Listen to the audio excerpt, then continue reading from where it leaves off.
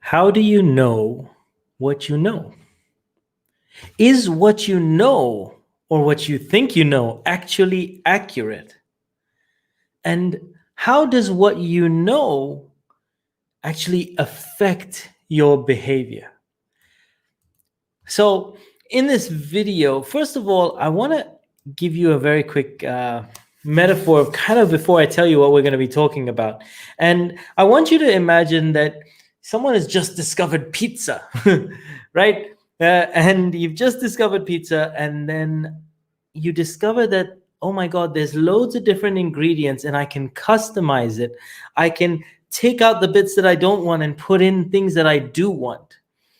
And that's a little bit kind of what we're going to be talking about today, because I'm going to show you how you know what you know, but basically understand how your mind puts things together, how your mind works things out, how does your mind actually work and process information, gather information, and how you can use that knowledge to optimize your performance. Just like that pizza example, how can you take out what you don't like and then add in the bits that you do like?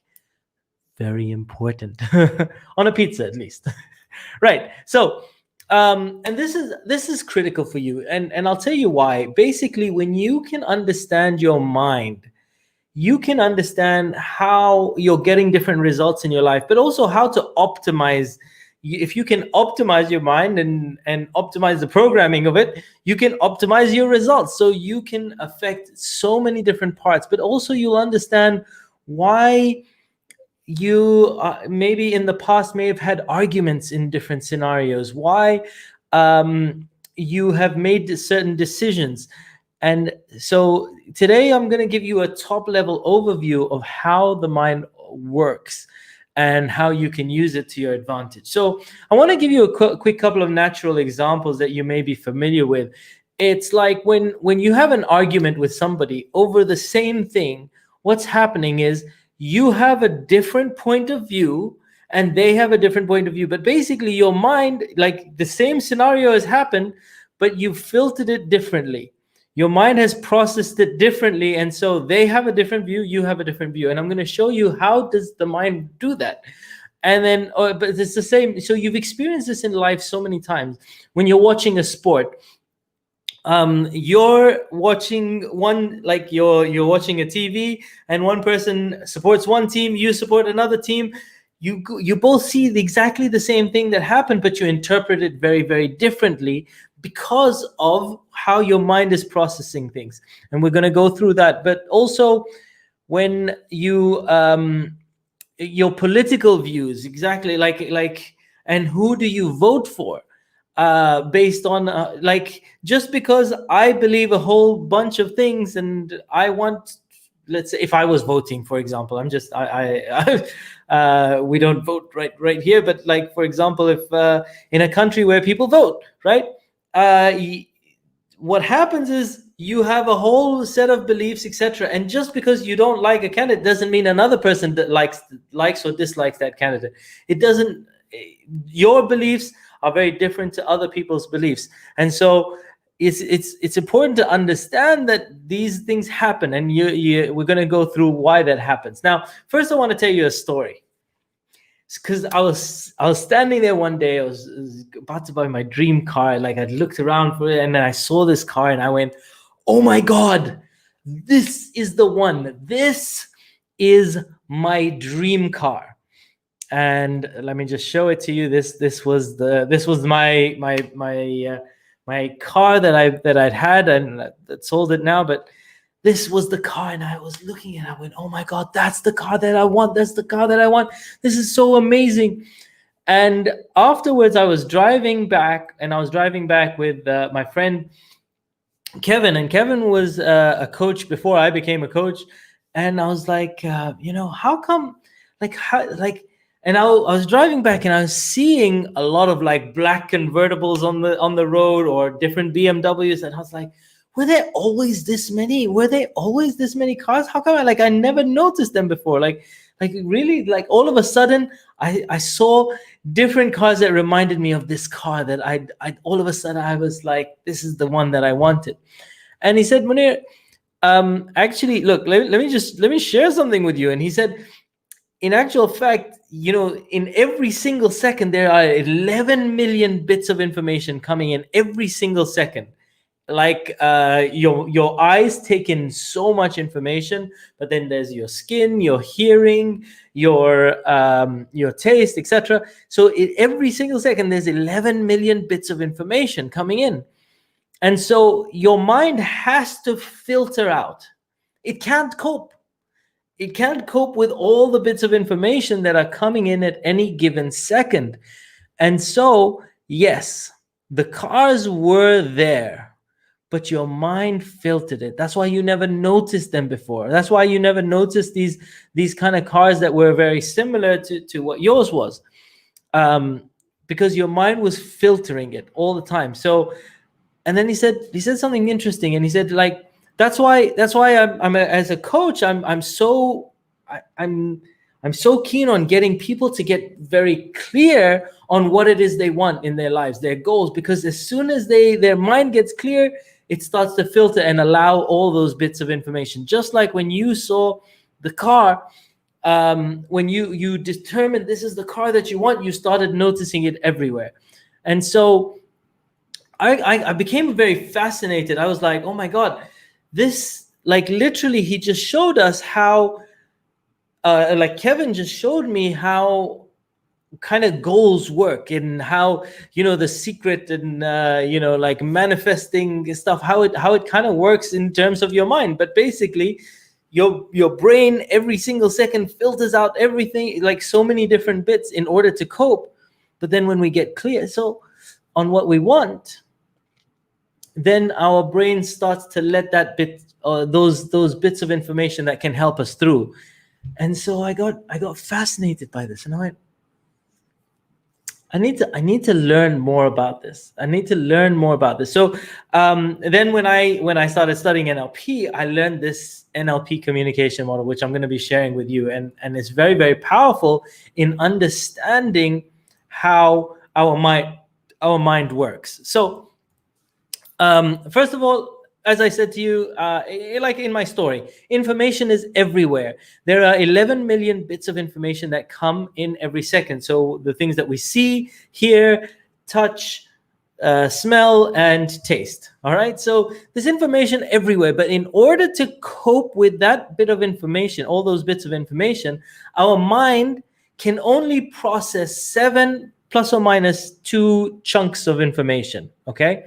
So I want you to think of a phone number, right? When you tell people a phone number, it's in chunks, right? It, like, for example, if I give you my phone number is 050, that's one chunk of information. And then I go 66, that's another chunk.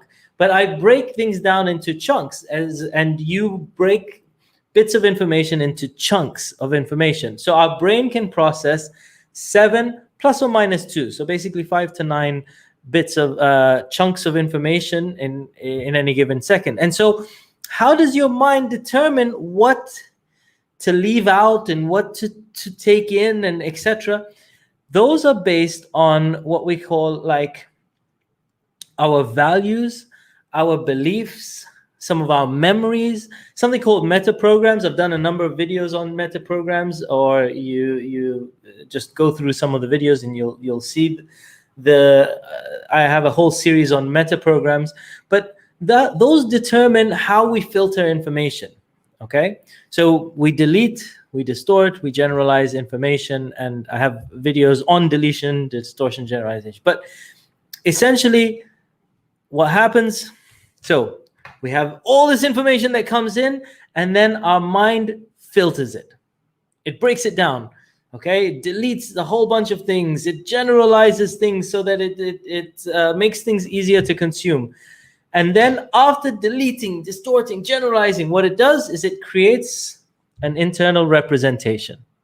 What's an internal representation? So it's when we take all the senses and we store it in our mind. Initially, it's as a series of pictures or as senses, but then what we do is we put language to it, right?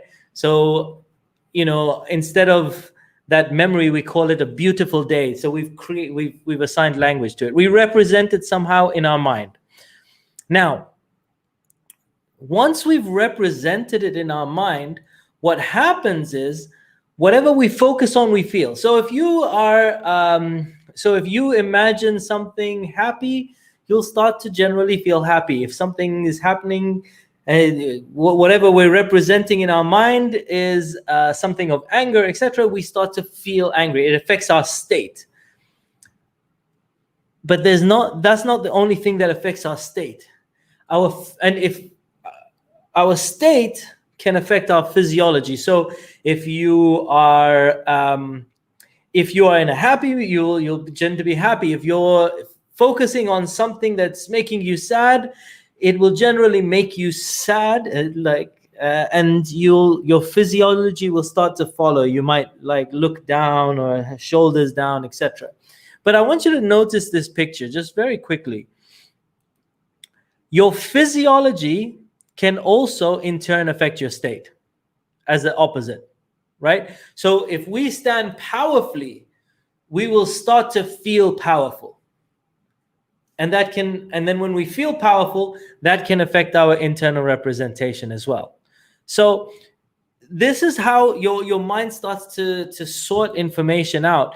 And then our state, the state that we're in, if we are feeling powerful, that will help us determine our behavior. But if we're feeling sad, it will determine our behavior as well. Now, I just want you to picture this, right? If you've ever felt kind of lazy, lethargic, etc., are you more or less likely to go out?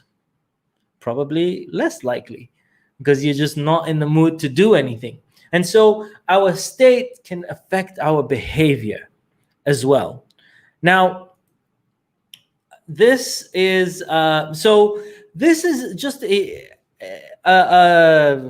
50-foot view of what the communication model is, the NLP communication model. So there's in the description, you'll find a download link to check out the NLP communication model. This is an infographic that I just created to help people kind of go through this this model so that you can understand it a little bit better.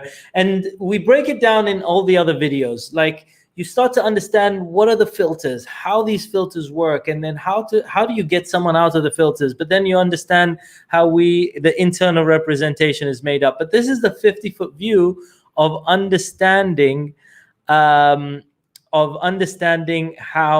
the NLP communication model works. So I hope you've enjoyed that video, and there is power you will find when you understand the mind. There's power you will find when you understand the mind. I want to thank you for tuning in. I appreciate you so much, and I will catch you on another video very soon. And as I said, there will be a download link for the infographic in the description. So appreciate you all, and I will catch you on another video very soon. Bye for now.